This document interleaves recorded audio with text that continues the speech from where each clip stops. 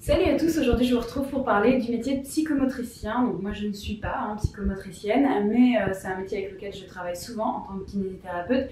J'ai fait des vidéos déjà sur les sujets paramédicaux précédemment, donc vous pouvez aller les voir si vous ne les avez pas déjà vus, ça sera très complémentaire de ce que je veux dire aujourd'hui sur les psychomotes.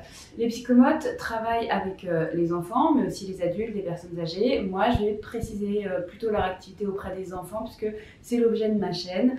Il y en a en libéral, il y en a en salariat. C'est une profession qui n'est pas remboursée par la sécurité sociale, mais parfois il faut aller regarder du côté des mutuelles. Et un petit peu de la même façon dont j'ai pu faire mes vidéos sur les autres professions, on va développer item par item ce que les psychomotes font dans leur bilan, ce qu'ils cherchent à observer chez les enfants et ce sur quoi ils peuvent du coup travailler derrière. Alors, le premier truc, on va commencer par l'observation du tonus de l'enfant, de son état de tonicité qu'on peut voir aussi, vous savez, auprès des bébés. Parfois, il y en a certains qui sont tout mous et d'autres qui sont très vifs, déjà avec énormément de rigidité.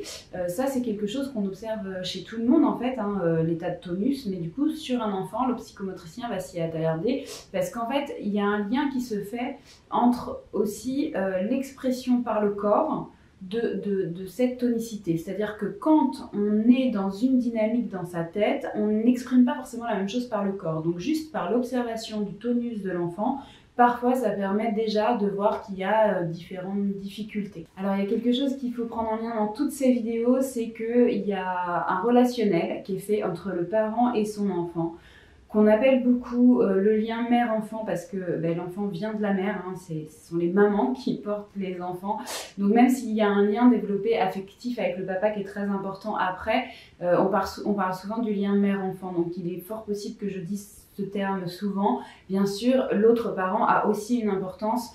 Voilà, donc c'est pas du tout quelque chose anti-papa là ma vidéo, mais c'est juste, il y a un truc vraiment qui se joue entre la mère et l'enfant. Il y a aussi des choses qui se jouent entre le père et l'enfant, mais en tout cas, les choses qui se jouent sont tout de suite, sont dès la naissance. Et il y a des choses qui vont impacter l'enfant sur sa vie future, la façon dont il sera porté, dont il sera bercé, les odeurs auxquelles il sera confronté, tout ça lui donnera des perceptions qui vont impacter sur lui aussi la façon dont il va se sentir et se percevoir et se voir par rapport au monde. Donc ça, juste, il faut essayer de l'avoir en tête pendant toute la vidéo parce qu'en fait, quand le petit bébé se développe, il démarre par tout ça, après il développe son toucher, après il commence à voir un petit peu mieux et puis il commence à se reconnaître, être capable de se reconnaître dans un miroir, à identifier son prénom, à avoir une meilleure conscience de son corps. Et tout ça, c'est des choses sur lesquelles les psychomotes travaillent. Donc je reprends dans l'ordre, j'ai parlé d'abord du tonus. Ils vont aussi observer ce qu'on peut avoir au niveau capacité de locomotion, de déplacement. Voilà, comment on bouge, comment on se déplace, comment on tient une position. Est-ce qu'on la tient bien droite, penchée, ou est-ce qu'on est incapable de la tenir parce qu'on bouge tout le temps?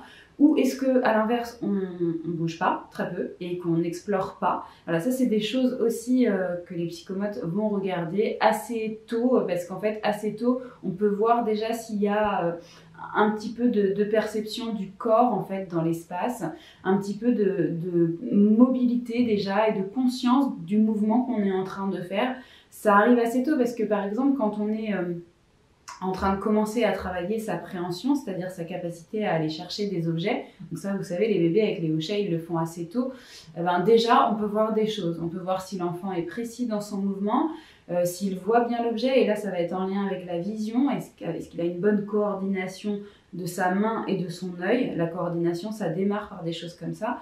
Et puis après, très vite, il doit coordonner beaucoup plus de choses. Et après, effectivement, on est dans des coordinations plus importante où par exemple on doit faire plusieurs activités, par exemple marcher et parler en même temps, marcher et regarder où on va, voilà, différentes choses qui doivent en même temps se faire, se coordonner et on ne doit pas trop s'en mêler les pinceaux parce que dans la vie sinon ça peut être perturbant. Il y a des enfants qui ont des pathologies, vraiment des handicaps étiquetés qui regroupent différentes choses, etc., qui sont suivis par des psychomotes, mais il y a aussi des enfants qui ont des petites choses observables uniquement sur un examen un petit peu poussé, qu'on ne voit pas forcément dans le quotidien, mais sur lequel les psychomotes peuvent agir. Et donc du coup, on ne travaille pas qu'avec l'enfant, on travaille avec l'enfant et sa situation familiale. C'est vraiment quelque chose dans le lien parce que l'affectif, le relationnel et la perception de qui est l'enfant dans ce monde a vraiment une importance du coup pour impacter son mouvement. Vous voyez, ça a une grosse différence par rapport au kinésithérapeute qui va bien sûr tenir compte de ça, mais pas spécifiquement. Le kiné peut chercher à rééduquer un geste, juste un geste, hors contexte. Alors que le psychomote va chercher plutôt à se mettre dans le contexte familial, affectif. Ça va vraiment être son point de départ parce qu'il allie le psyché au corps. C'est une grosse différence. Il y a du coup une attention particulière au schéma corporel. Donc, je ne sais pas si vous avez suivi tous mes points, mais le schéma corporel, c'est mon 5e point et c'est la perception qu'on a de son corps, de soi-même du coup. Quelle image on se fait de son corps ? Comment on se sent dans l'espace, est-ce qu'on a les bonnes informations de notre corps ou pas. Donc il y a un sens qui s'appelle la proprioception, qui est celui qui regroupe toutes les infos que le corps donne au cerveau. Donc il y a ce sens-là, mais il y a aussi toutes les autres perceptions sensorielles qui sont importantes. Et aussi l'analyse qu'on va en faire qui va dépendre aussi justement des facteurs affectifs qu'on aura eu, de la sécurité affective qu'on aura eu, et c'est pour ça que parfois on a des schémas corporels qui ne vont pas du tout, alors que tout mécaniquement fonctionne. C'est parce que ça se joue là-haut. Donc il va y avoir vraiment une importance au rapport au corps, et aussi après dans l'investissement de l'espace. Donc là on passe au 6e point, dans quel espace, est-ce que ce corps bouge? Est-ce que c'est un corps qui a tendance à vraiment aller un petit peu partout? Est-ce que l'enfant est à l'aise pour explorer? Est-ce qu'il reste plutôt dans certaines positions, dans certains endroits? Il y a certains enfants qui affectionnent particulièrement des façons de s'installer et qui ne vont pas, par exemple, se mettre au centre d'une pièce, mais plutôt sur un côté.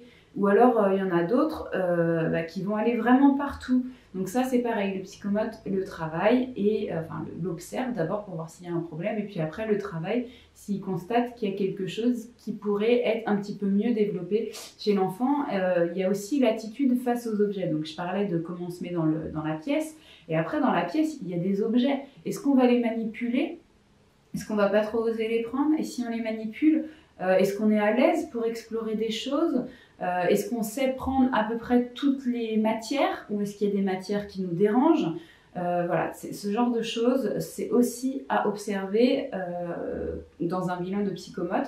Et puis après, le lien aux personnes, la communication. Donc il y a la communication non verbale, qui passe pas par les mots, mais qui passe par les gestes, les grimaces, le faciès, tout ça. Communication non verbale qui est très gênée en ce moment avec le port de masques, et dont je dis que c'est un vrai problème pour les enfants qui sont en train de se construire et qui ont besoin aussi de ces infos-là. Bref, c'est une parenthèse, mais ça, vous voyez, c'est de la communication non verbale, c'est important. Des fois, c'est grâce à ça qu'on comprend le sens des phrases qu'on dit. Sans visuel, ça ne veut pas toujours dire la même chose. Et donc, du coup, et puis la communication tout court, la communication, le parler, comment on est en lien avec l'autre. Est-ce qu'on parle tout le temps? Est-ce qu'on écoute? Est-ce qu'on parle, vous savez, tout doucement comme ça? Ou est-ce qu'on essaye de s'imposer toujours? Voilà, dans quel relationnel on est à l'autre? Et c'est là où ça retouche à ce que je vous ai dit avant. Il y a vraiment une question de relationnel, et le premier relationnel, c'est celui d'avec les parents. Et parfois, il y a quelque chose qui s'est joué là, qui ne s'est pas joué de la bonne façon, et qui, du coup, après, ne se passe pas bien non plus avec les autres personnes qui arrivent dans la vie de l'enfant.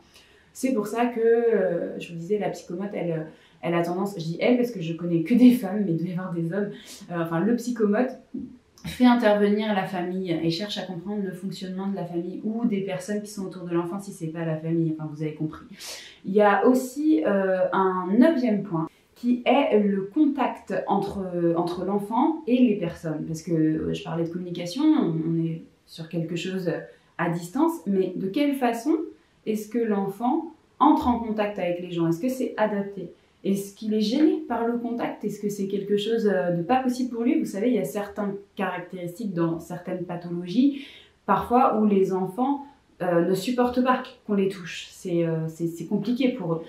Et il y en a d'autres où, au contraire, ils ont vraiment besoin, et notamment quand ils sont petits, et que ça les rassure beaucoup. Il y a des choses qui se jouent aussi dans le contact. Et il y a, vous le savez, hein, j'en ai déjà parlé par rapport aux nourrissons, il y a des choses qui se construisent à la naissance, avec les câlins, etc. Et ça peut impacter sur les enfants plus grands, voire les ados. Et plus tard aussi, je l'ai dit, mais là je ne développe pas. Donc c'est vrai que la psychomote, elle va aussi regarder de quelle manière l'enfant est en contact. Si je lui donne un objet, est-ce qu'il va prendre l'objet comme ça, mais en essayant de surtout pas me toucher la main, ou est-ce qu'il n'y a pas de souci, on peut se toucher, on peut se prendre dans les bras si besoin, voilà, mais pas trop non plus. Ou est-ce que c'est un enfant qui au contraire est en gros manque affectif et qui a besoin d'être toujours accroché à sa psychomote parce qu'il n'a pas du tout assez de câlins et qu'il en manque vraiment, et que du coup une personne avec qui ça devient possible, eh bien ça va être une personne très ressource pour lui. Et là on va voir aussi que c'est un problème, puisque voilà, ça veut vraiment dire que là il y a une grosse difficulté chez cet enfant qui a besoin d'être compensé d'une certaine façon. Ça peut être la psychomote hein, qui met l'enfant en portage. Ça arrive dans certaines structures hein, que la psychomote mette l'enfant en portage pour lui apporter ça, parce que c'est ça dont il a besoin.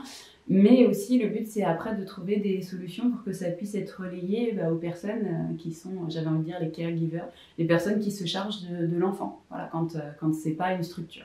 Il y a un dernier point sur lequel, du coup, les psychomotes restent aussi attentifs, c'est la façon dont on se sociabilise justement avec les autres, parce que c'est pas juste un lien entre l'enfant et l'adulte, ou l'enfant et un autre enfant, c'est toute la collectivité, de quelle façon est-ce que l'enfant s'inclut dans une collectivité. Et des fois il y a des choses à voir aussi, par exemple avec certains enfants qui vont être très à l'aise tant qu'il n'y a pas trop de monde, mais quand il commence à y avoir un petit peu plus de monde, ça commence à devenir compliqué.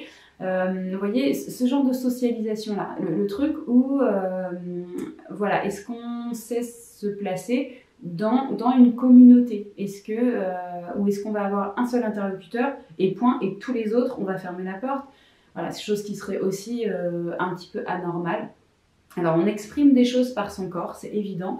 La psychomote, elle va vraiment essayer de voir lesquelles on exprime, et puis elle va essayer du coup d'encourager, de soutenir tout ce qu'on peut percevoir pour qu'on en perçoive plus s'il manque des choses, et d'encourager l'expression par ce corps, mais de la bonne façon, en l'orientant de la bonne façon, de façon à résoudre tout ce dont je viens de parler là. J'espère que vous avez tout suivi. Si vous êtes psychomote et que vous trouvez que c'est vraiment très incomplet, eh ben vous n'hésitez pas juste en dessous, parce que je sais que c'est assez vaste, et du coup j'ai essayé peut-être de cibler, peut-être trop, pour que ça reste assez compréhensible par un large public. Mais si vous trouvez qu'il manque un truc, surtout vous n'hésitez pas juste en dessous. Et puis si vous faites partie du large public qui ne connaissait pas le métier de psychomote et que vous êtes content que je vous en ai parlé aujourd'hui, eh bien vous n'hésitez pas à me mettre un petit pouce. Quant à moi, je vous retrouve la semaine prochaine, mais attention, ça change au mardi, hein, c'est plus le lundi, je vais changer aussi en description.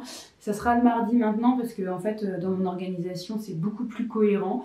Voilà, donc on se décale d'une petite journée. Je vous souhaite une bonne semaine et je vous dis à mardi.